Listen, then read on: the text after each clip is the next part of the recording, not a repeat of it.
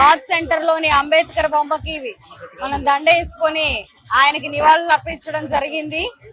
అయితే సమాజంలో కుల మత రహిత సమాజం కోసం ఆయన జీవన పర్యంతము ఆయన కృషి చేసిన మహోన్నత వ్యక్తి. బడుగు బలహీన వర్గాల ఆశా జ్యోతిగా ఆయన సేవలు అనిర్వచనీయంగా నిలిచాయి.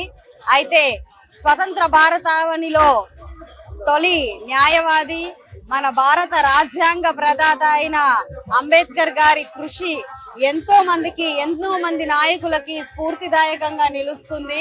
ఆయన స్ఫూర్తి పదంలో మనం అందరం కూడా నడవాలి.